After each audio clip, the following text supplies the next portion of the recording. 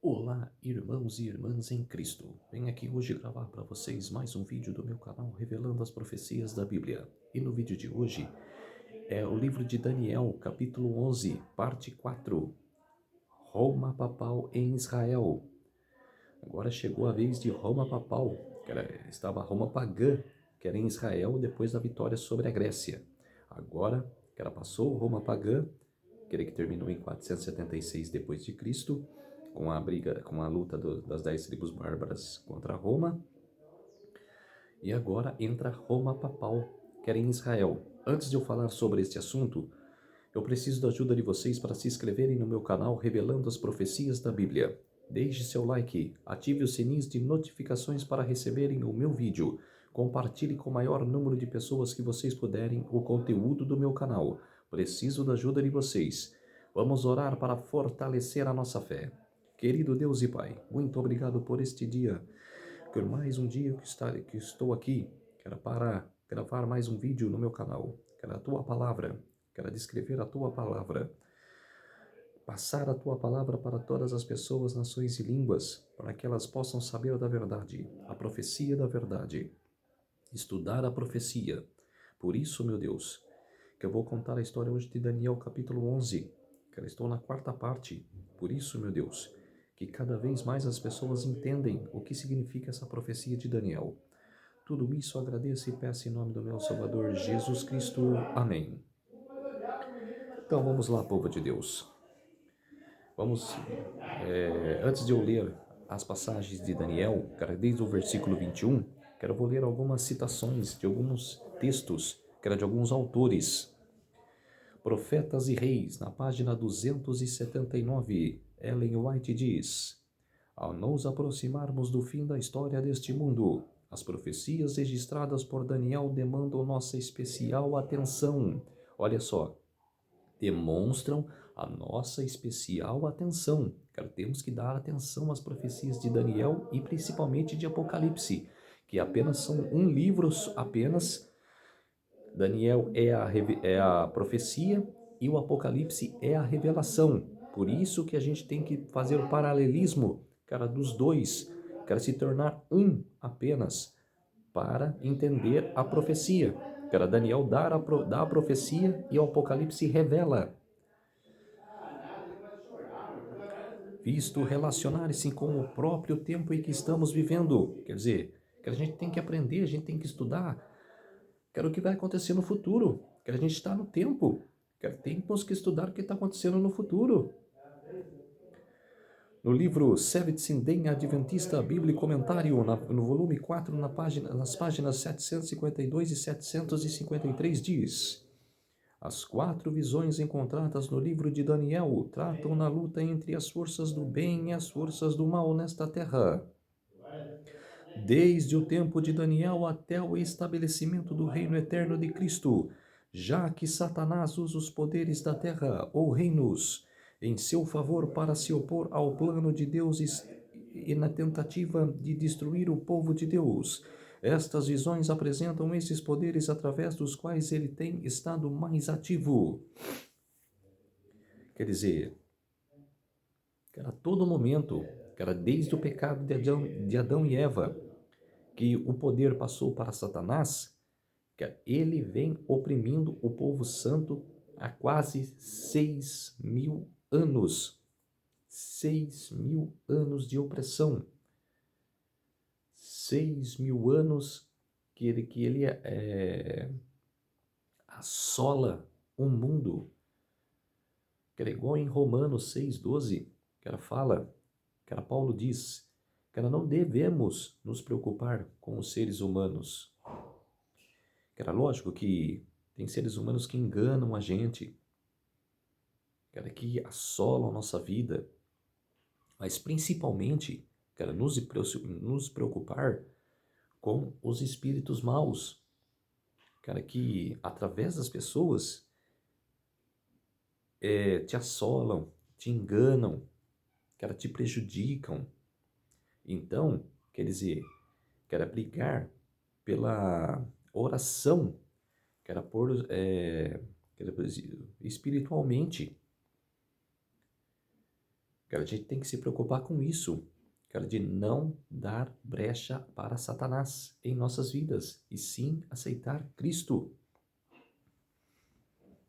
ir para o lado de Deus, aceitar os seus mandamentos, as suas leis, e deixar que Jesus, que ela faça parte da sua vida. No livro Exaltai-o, na página 290, ela diz: o mundo caído é o campo de batalha para um maior conflito que o universo celestial e os poderes terrestres já presenciaram. Decidiu-se que ele fosse o teatro em que seria resolvida a grande luta entre o bem e o mal, entre o céu e o inferno. Todo ser humano se desempenha uma parte neste conflito. Ninguém pode ficar em terreno neutro. Ninguém pode ficar em terreno neutro. Todo mundo vai participar. Cara, eu não quero. Eu não quero participar disso. Cara, eu não quero nem ir pro lado do bem e nem pro lado do mal. Cara, não tem meio termo, irmão. Ou é o bem ou é o mal. Ou se você aceita o selo de Deus ou o selo da besta. Não tem meio termo. Não tem que ficar em cima do muro.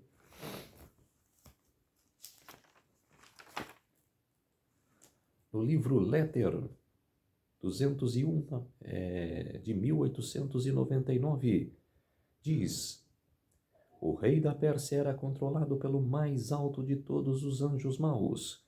Recusou-se como faraó a obedecer a palavra do Senhor. Gabriel declarou: ele me resistiu durante 21 dias com suas declarações contra os judeus. Mas Miguel veio em seu auxílio, e então ele permaneceu com os reis da Pérsia, mantendo os poderes sob controle, dando conselhos corretos contra os maus conselhos. Aí, nessa coisa, teve uma luta invisível. Deus é o governante pelo seu poder supremo. Ele mantém em xeque e controla os potestados terrestres. Através de seus agentes, ele realiza a obra que foi ordenada antes da fundação do mundo.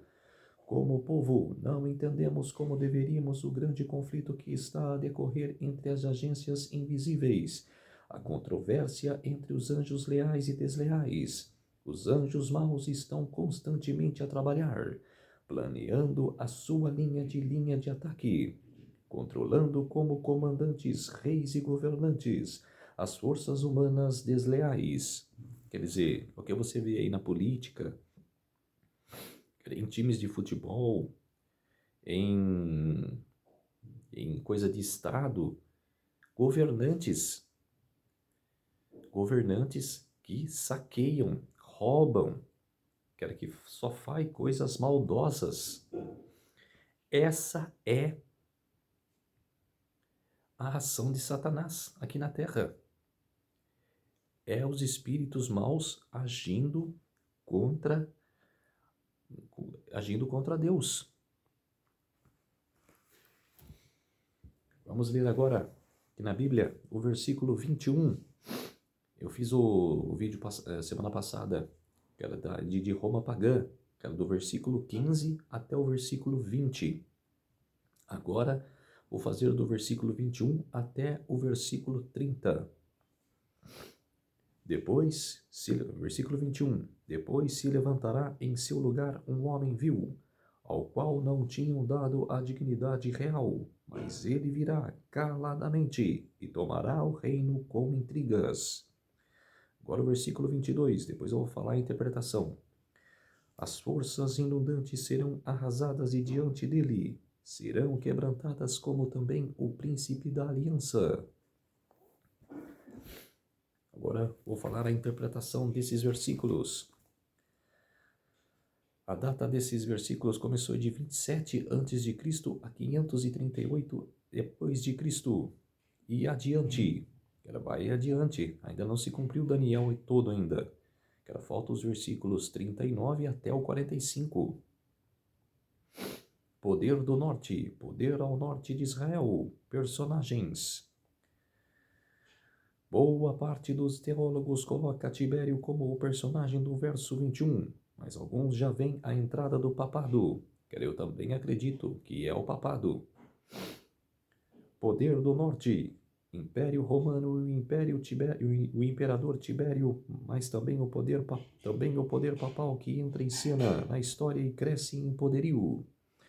Na profecia de Daniel 8 é difícil determinar onde o período de Roma pagã termina e o período em que Roma papal começa. Também não é fácil determinar aqui o momento exato que ocorre essa transição. Quer dizer, que ela é difícil, que era para alguns, mas eu já coloco como o fim, no versículo 20, o fim de Roma pagã, que era o 21, começo de Roma papal. É nítido que já começa com 538 antes de Cristo, depois de Cristo. No livro de Mervyn Maxwell, Uma Nova Era segundo as profecias de Daniel, ele diz... C. Mervyn Maxwell, em seu livro sobre as profecias de Daniel, diz: uma vez que não existe qualquer pontuação ou divisão de parágrafos no texto hebraico, deste capítulo podemos imaginar que um grande parágrafo se interpõe entre os versos 20 e 21. Verso 21. Depois se levantará em seu lugar um homem vil, ao qual não tinham dado a dignidade real, mas ele virá caladamente e tomará o reino com intrigas. Data 27 a.C. a 538 d.C. e adiante. Reis ou poderes do norte. Império Romano é o imperador Tibério César, mas também o poder papal que entra em cena na história e cresce em poder. Tibério sucedeu César Augusto e o verso 21 da profecia foca no caminho que ele tomou para alcançar o poder. Tibério não era o filho natural de Augusto e, obviamente, não estava na linha sucessória ao trono. Sua mãe, Lívia, se tornou esposa de Augusto à força e foi que Tibério se tornou o centro do poder romano. Em Daniel 8 aparece um bode, Daniel 8:5, com grande chifre, Alexandre o Grande. Este chifre se quebra e em seu lugar aparece 4 chifres, os 4 generais de Alexandre. De um dos chifres sai um chifre pequeno que se fortalece, Roma pagã. Para o Oriente e para a Terra Gloriosa, Israel. Mas a partir do versículo 10 fica clara a mistura entre Roma pagã e Roma papal. O mesmo ocorre aqui nesta parte de Daniel 11, com uma mistura entre Roma pagã e Roma papal. Tudo isso se cumpriu no papado, mas a Roma pagã também teve um período próspero e derrubou o templo, ou o santuário de Jerusalém. Portanto, creio que já podemos ver aqui em Daniel 11:21 e nos versículos seguintes a ascensão do poder papal. Quer dizer, Roma papal, que ela surgiu em 538, surgiu antes, em 321, com Constantino, que mudou, que era o dia sagrado do sábado para o domingo, que era a lei dominical, começou ali. Então, quer dizer, começou no século IV. E no século VI, o poder papal começou a sua supremacia. Então, quer dizer que era uma mistura entre Roma pagã e Roma papal. Eles são a mesma coisa, ela não muda. A Roma papal continuou o que Roma pagã era. O que a Roma pagã fez? Que era perseguir os apóstolos, que era antes de perseguir os apóstolos já tinha matado Jesus.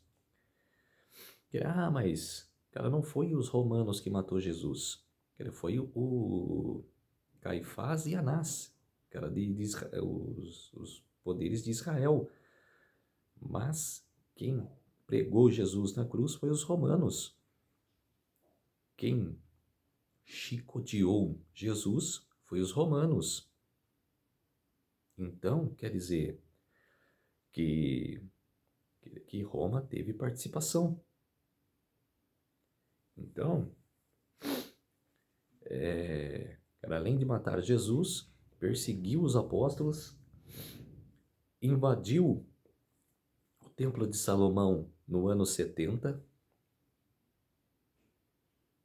Não, de Salomão não, era o Templo de Zerobabel, depois foi do Esqueci o nome do rei lá, era que perseguiu Jesus,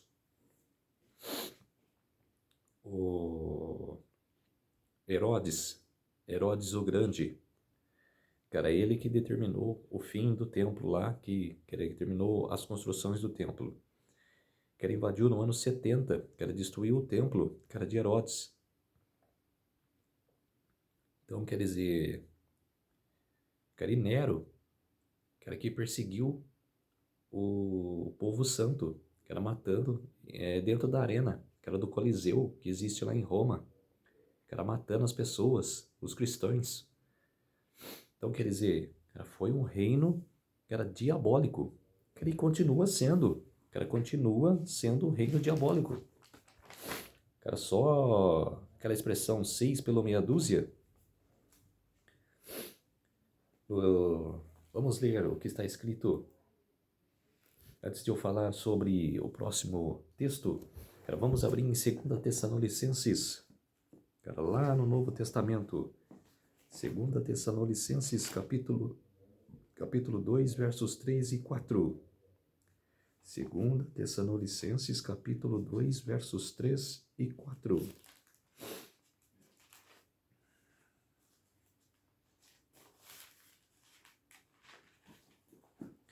Vamos ler.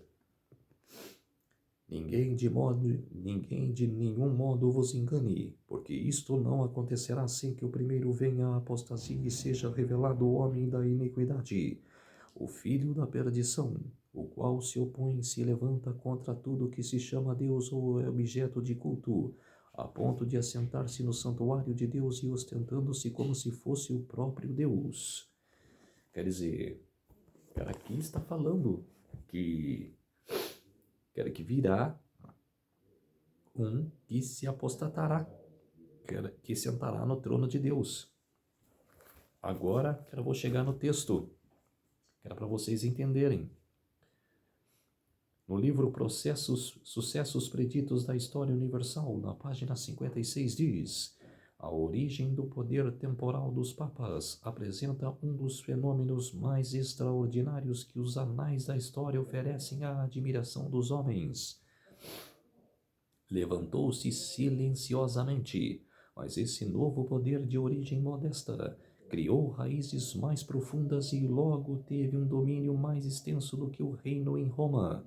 Até mesmo o poder do sucessor de Pedro cresceu ao lado do poder do imperador e da sombra protetora dele, e a influência dos papas aumentou de tal forma que a majestade do primeiro sacerdote logo eclipsou o brilho da púrpura. De tempos em tempos, o poder temporal dos papas aumentava gradualmente e se tornava um reino. Aquilo que eu falei aqui sobre o sucessor de Pedro é que historiadores preditam que Pedro, que foi o apóstolo de Cristo, foi o primeiro papa. Mas isso é enganador. Isso é engano. Isso não existiu. Pedro não foi papa. Ele foi apenas apóstolo de Cristo. Ele que firmou a igreja de Cristo, mas não foi papa. O apóstolo não ia participar dessa barbúndia, dessa mentira, desse engano.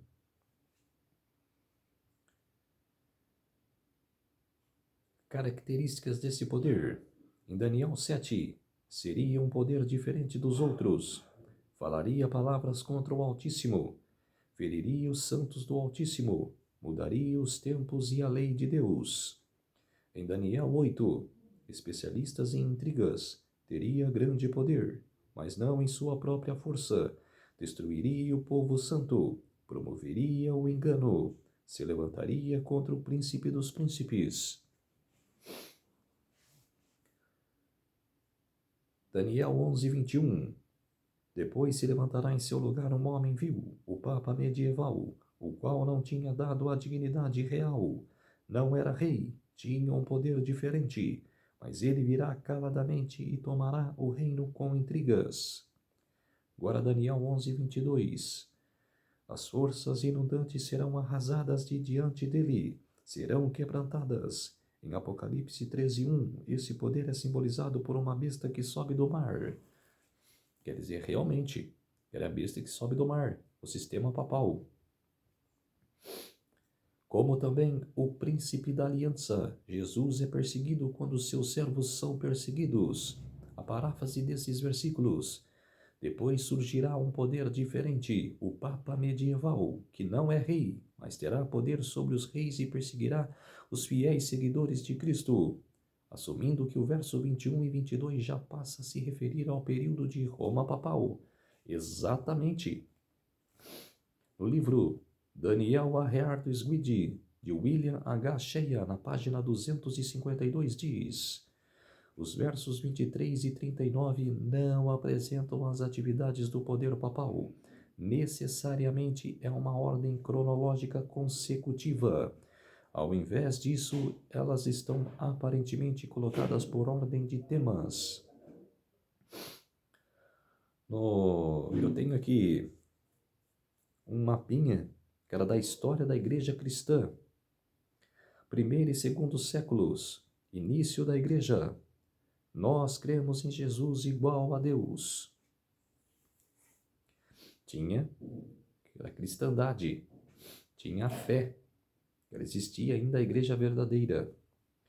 Terceiro e quarto séculos, paganismo se mistura. Ela se misturou ali diante da verdade, a mentira se misturou.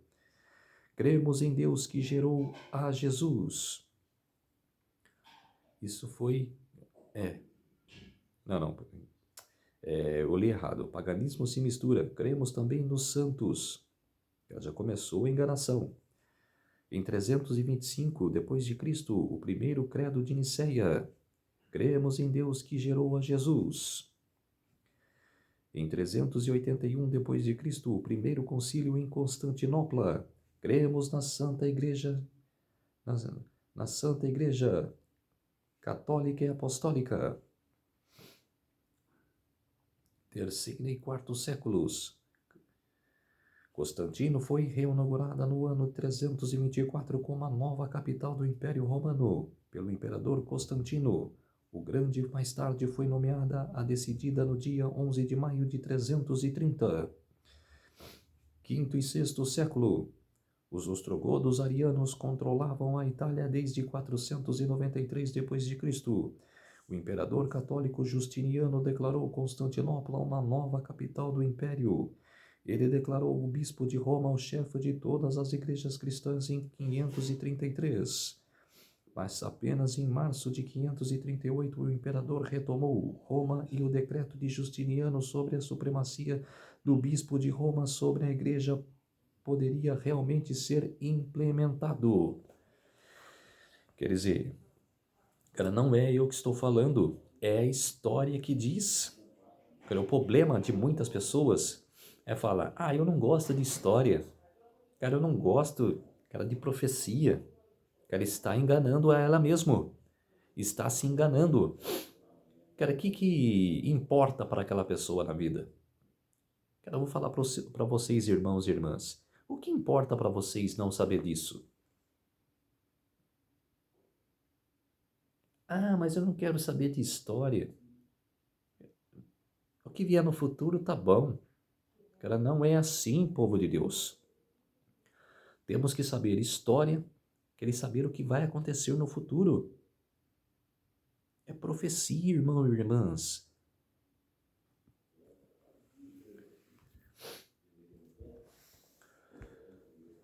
Verso 23. Apesar da aliança com ele, usará de engano, subirá e se tornará forte como pouca gente. A interpretação. Apesar da aliança com ele, usará de engano, subirá e se tornará forte com pouca gente. Apesar da aliança com ele, a aparente aliança com Cristo, usará de engano. Daniel 8:25 diz, por sua astúcia nos seus empreendimentos, fará prosperar um engano. Subirá e se tornará forte com pouca gente. Ele se tornará mais e mais poderoso. Quer dizer, fundou a igreja, era lá de Roma, e começou a supremacia papal. No livro Grande Conflito, na página 50 e 54, diz: no século IV tornou-se o papado, no século V, né? Que se firmou, no século IV mesmo. Tornou-se o papado firmemente estabelecido, fixou a sede de seu poderio na cidade imperial e declarou-se ser o bispo de Roma e a cabeça de toda a igreja. O paganismo cederia lugar ao papado. O dragão dera à besta o seu poder e o seu trono, e grande poderio. Constantino, na primeira parte do século IV, causou grande regozijo, e o mundo, sob o manto de justiça aparente, introduziu-se na igreja. Progredia rapidamente a obra da corrupção. Por que teve grande regozijo? Porque a igreja estava sendo perseguida. Nos séculos II e III, a igreja estava sendo perseguida. E no século IV começou o engano, porque Constantino, que era venceu a batalha, que era ele viu um sinal no céu de uma cruz, que era você a vencer, que era uma enganação total, e ele, que era libertou, que era, fixou a perseguição no século IV, quer dizer, eu vou libertar vocês, mas vocês vão obedecer o dia que eu opor aqui. Isso foi o problema, a troca de favores. Eu liberto vocês, mas vocês vão também aceitar o dia que eu vou pôr aqui. Era que é a mudança do sábado para o domingo, porque o povo santo guardava o sábado. Então foi uma mistura, agora vocês vão guardar o domingo. Uma troca de favores. O paganismo, conquanto parece suplementado, tornou-se o vencedor, seu espírito dominava a igreja. Suas doutrinas, cerimônias e superstições incompararam-se à fé e culto dos professos seguidores de Cristo. Esta mútua transigência entre o paganismo e o cristianismo resultou no desenvolvimento do homem do pecado, predito na profecia como se opondo a Deus, exaltando-se sobre ele. Aquele gigantesco sistema de religião falsa é a obra-prima do poder de Satanás. Movimento de seus esforços para sentar sobre o trono e governar a terra segundo a sua vontade. Roma Papal, em 538. Estes versos seguintes mostram o crescimento do papado medieval, verso 23. O estabelecimento de tratados baseados no engano, verso 23. Roubaria os ricos e enriqueceria a igreja, verso 24. Perseguiria os cristãos fiéis, versículo 22. Mas por certo tempo, versículo 24.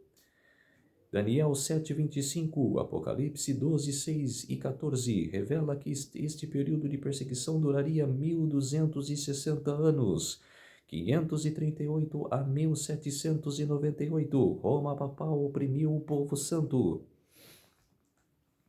Vou fazer mais vídeos sobre Roma Papal, que ele vou devagarzinho, falando o que aconteceu, com esses 1260 anos de supremacia papal.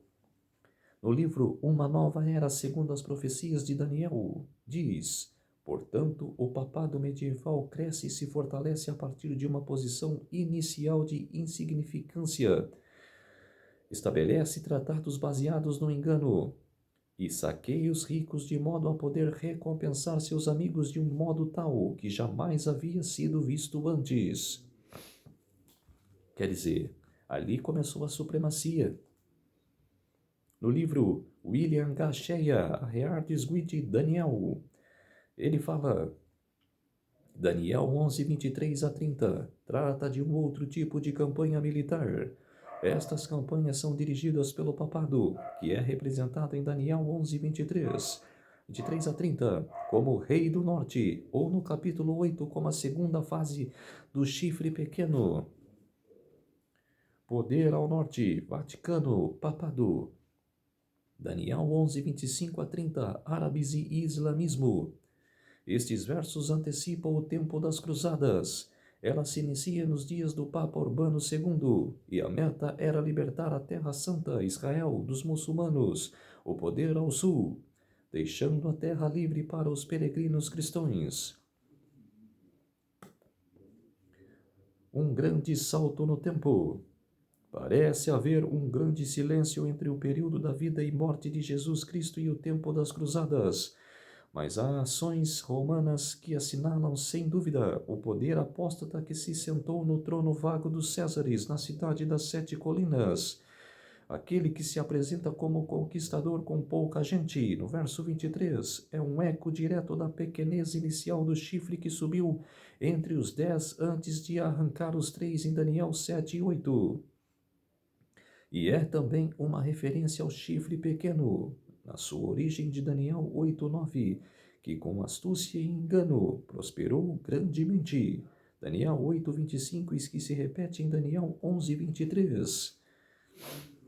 Daniel é um paralelismo. Ele definiu na profecia ali no capítulo 7 até o capítulo 8, sobre no 7, todos os impérios, Babilônia, Medo-Pérsia, Grécia e Roma papal. E foi para Roma pagã, que ali depois Roma papal. Quer dizer, tudo num paralelismo. E no capítulo 8, Grécia, Medo-Pérsia, Grécia, Roma pagã, depois foi assim, né? Subiu grandemente, Roma papal. A morte de Cristo, num parágrafo aqui, né,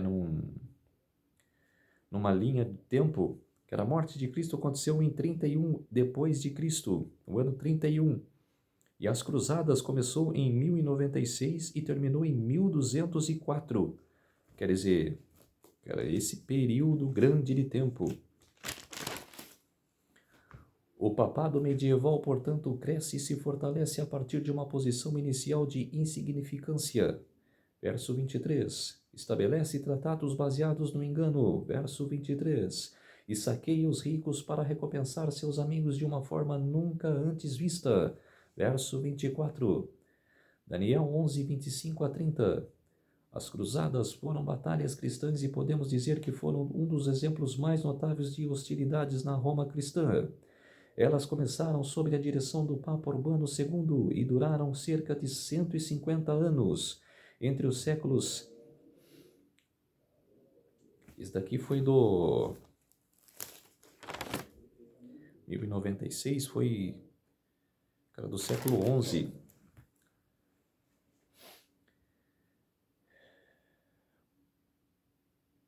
Século XI, século XII e século XIII.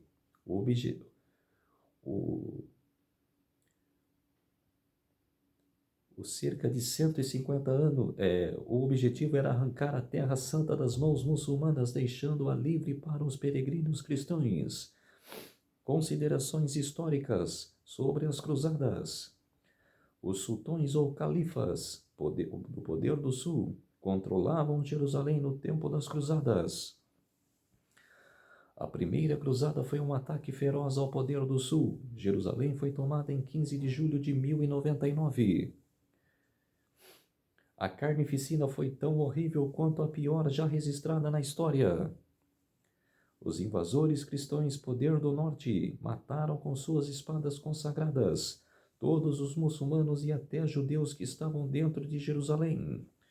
Os homens andavam com sangue acima dos tornozelos. O papado carrega consigo a responsabilidade primária pelas cruzadas e suas intocáveis atrocidades. Milhares de muçulmanos foram mortos por cristãos. Não é de admirar que ainda hoje os muçulmanos relutem em aceitar o cristianismo, com certeza. Ainda hoje eles não aceitam muito o cristianismo, não. O historiador Torquato Tasso, que viveu entre 1544 a 1595, ele diz... Ele foi um poeta italiano no século XVI, mais conhecido por seu poema Gerusalemme Liberata, Jerusalém Libertada, de 1581, no qual ele retrata uma versão dos combates entre cristãos e muçulmanos no final da Primeira Cruzada, durante o cerco de Jerusalém, pelas muralhas e portões derrubando, destruindo ou incendiando o que se opunha a ele. O exercício vitorioso penetra na cidade. O ferro semeia por toda a parte desolação e morte. Luto e horror. De seus companheiros. O sangue forma lagos ou corre em riachos que arrastam cadáveres e morrem em seu curso. Os pacíficos habitantes da cidade, judeus e muçulmanos, representavam para eles o diabo, a impureza, a profanação dos lugares sagrados. Eles não foram perdoados. Os árabes que encontraram no pátio da grande mesquita foram exterminados com as espadas. Os judeus tiveram um destino pior. Trancados no templo de Salomão, eles os queimaram vivos. Até hoje, de vítimas em Jerusalém, elas oscilam entre 6.000 e 40.000 mortos. Os barões tentaram conter os soldados, mas não conseguiram. Todo cristão guerreiro ali se considerava um vingador celestial e tornaram-se como animais, ferozes que estavam vingando os tormentos de Cristo. Quem respirava era morto. Mataram até os animais domésticos. Quer dizer, atrocidades atrás de atrocidades. Eu vou falar mais coisas sobre Roma Papal. Isso é só o começo da atrocidade, cara, de vomitar. É como se diz, igual Jesus falou para a igreja de Laodiceia, vormatiei de minha boca. Quer dizer, cara, é como se diz assim, é a vontade de vomitar, cara, de saber da história da igreja, cara, de Roma Papal. Aquela da atrocidade que cometeu. Até os papas, o Papa João Paulo II, que era Bento XVI, a própria irmão Francisco, que era pediram desculpas, perdão, do que aconteceu, que era na história da Igreja Papal. Quer dizer, não é eu que estou falando, é a história que está mostrando. Aqui, ó, uma declaração do Papa João Paulo II. O Papa deixa a Terra Santa com um gesto de perdão pelo sofrimento judaico. Olha lá, olha o Papa João Paulo II falando. Deus de nossos pais, tu escolhestes Abraão e os descendentes para levar o teu nome às nações.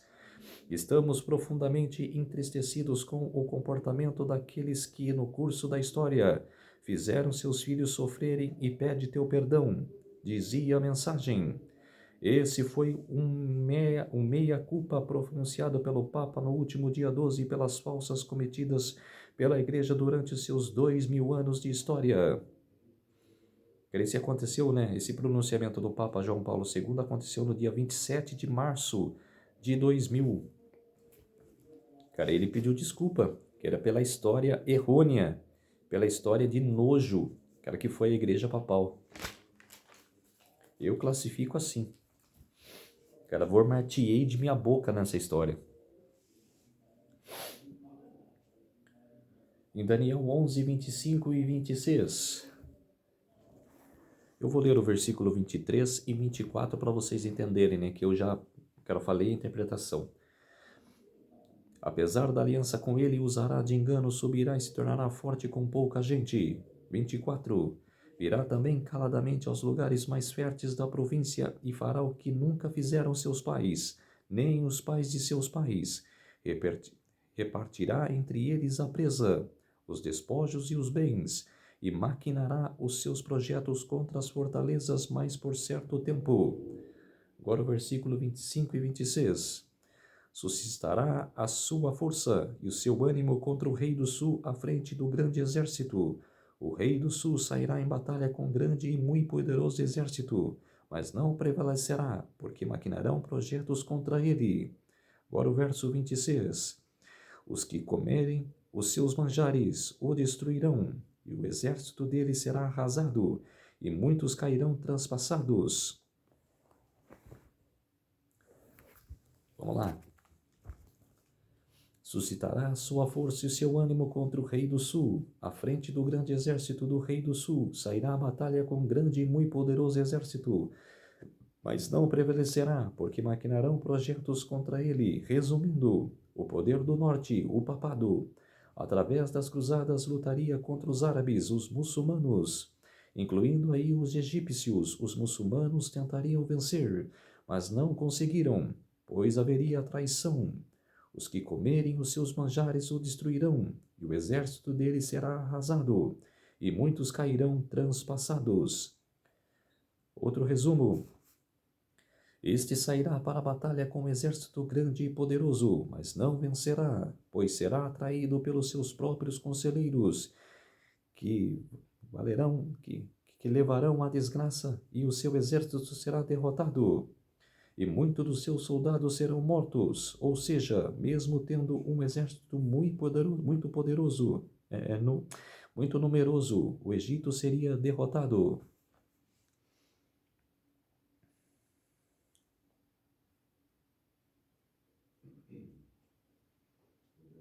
E como de fato foi, né? Que o exército deles foi derrotado. A paráfrase: o papado, o poder do norte, usando os soldados das cruzadas, virão aos lugares férteis do sul, e conquistará repartindo entre os soldados o despojo e os bens. O rei do sul, os egípcios e os muçulmanos tentarão vencer, mas não conseguirão. Eles serão derrotados pelos cruzados e muitos serão mortos. Quer dizer, que era o começo das cruzadas, olha só, que era se fazendo uma aliança com o papado. As cruzadas se iniciaram com o Papa Urbano em 1088 a 1099, mas continuaram com os papas seguintes: Eugênio III, 1145 a 1153, Gregório VII, em 1187, Clemente III, 1187 a 1191, Inocêncio III, 1198 a 1216, e Gregório VI, 1200 Gregório VIII, 1227 a 1241. Foram os papas que estimularam as cruzadas mesmo sabendo quais seriam os prováveis resultados. A natureza religiosa dessas guerras é manifestada no oferecimento de indulgências e os benefícios que o papado ofereceria a cada soldado que se envolvia nessas batalhas. É impressionante ver como o quadro profético é mostrado a Daniel neste aspecto, pois Gabriel conta como o papado iniciaria as cruzadas, versículo 24 a 28, e também mostra como elas terminaria, 29 e 30. Após a queda de Jerusalém, alguém deveria ser o rei deste novo estado das cruzadas. E agora começa uma disputa para ver quem seria o líder religioso e o líder político. Naquela região, portanto, o versículo diz que os dois estão no mesmo lado da mesa. Verso 27. Havia dois candidatos, Raymond e Godofrey. Godofrey finalmente conseguiu um emprego de governador, sem o título de rei.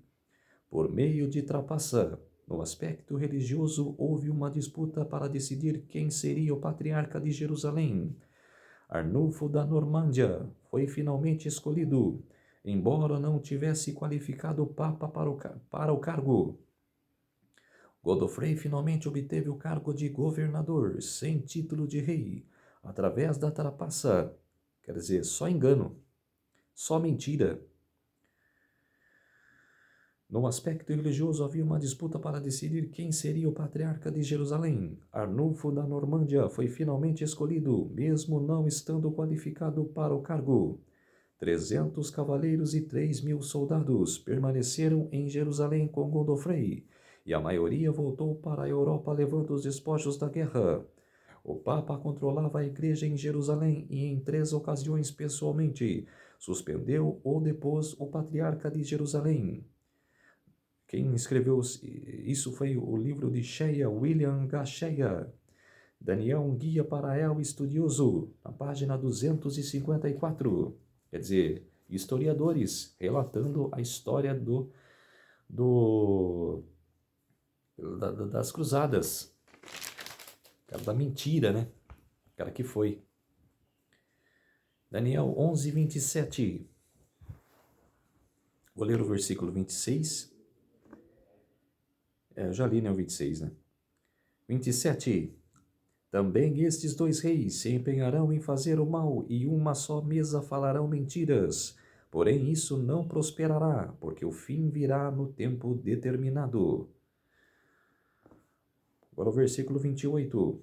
Então o homem vil tornará para sua terra com grande riqueza, e o seu coração será contra a santa aliança, e ele fará o que lhe aprouver e tornará para a sua terra.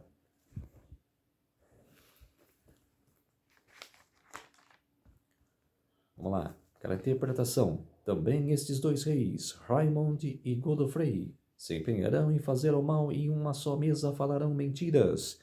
Os dois tentam ganhar o poder em Jerusalém por meios de trapaças e mentiras. Porém, isso não prosperará, porque o fim no tempo determinado, Deus já tinha um tempo determinado para que este poderio chegasse ao seu fim. Daniel 11, 28. O poder papal foi se tornando cada vez mais rico e poderoso, e agora se volta contra o povo remanescente de Deus. Paráfrase de tudo esses dois versículos.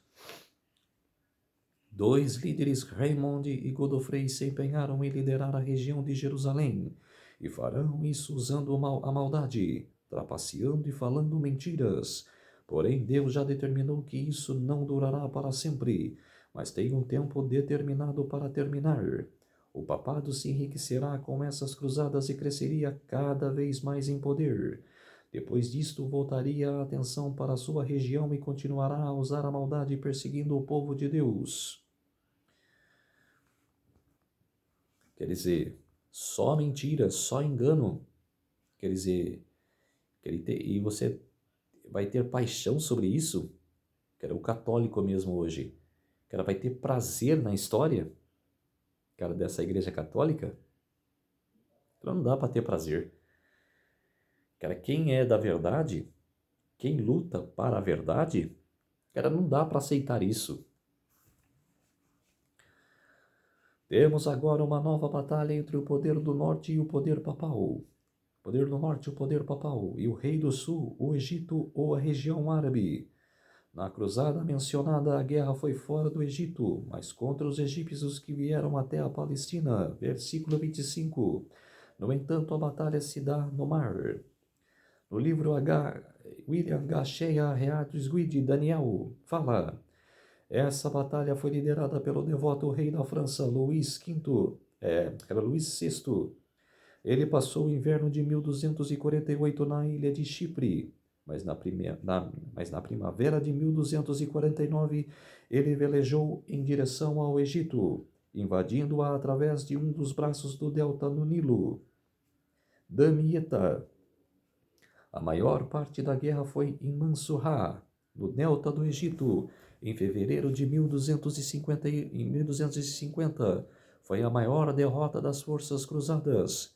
Shea afirma que essa cruzada, quando devidamente compreendida, corresponde à descrição dos versos 29 e 30 do capítulo 11 de Daniel. O próprio Luís VI foi preso e, quando finalmente foi solto, voltou para a Europa com apenas 1.400 homens. E este foi o fim da última cruzada no Oriente Médio.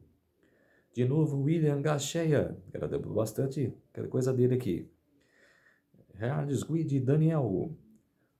E ele diz: toda essa atividade das cruzadas ocorreram sob a proteção do papado em Roma. Cada cruzada tinha um início como a comissão do papado.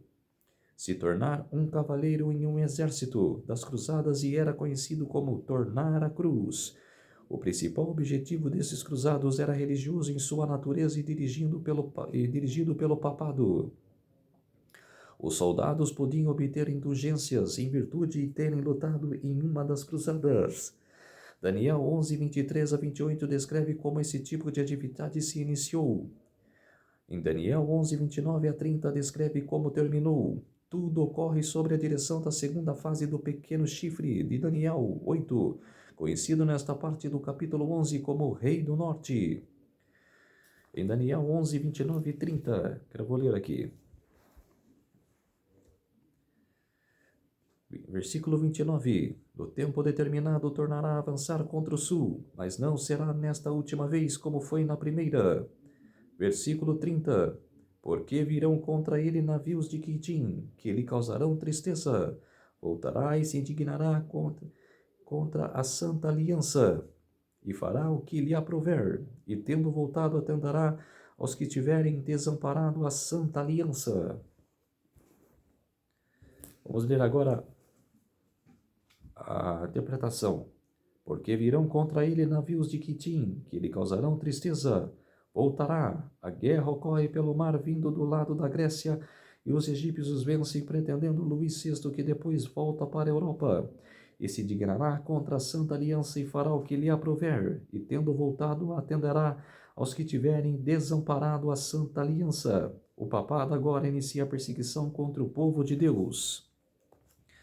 Quer dizer, agora o que eu falar é sobre o que eles dizem, a Santa Aliança. Quer dizer, que de santa não tem nada. Que é a perseguição contra os cristãos, que é outra nojeira, é outra coisa errônea, que dá nojo, dá de vomitar, porque a história é podre. A história do papado é vergonhoso, é podre. Então, quer dizer, podem, nos comentários, me detonar, falar o que quiser.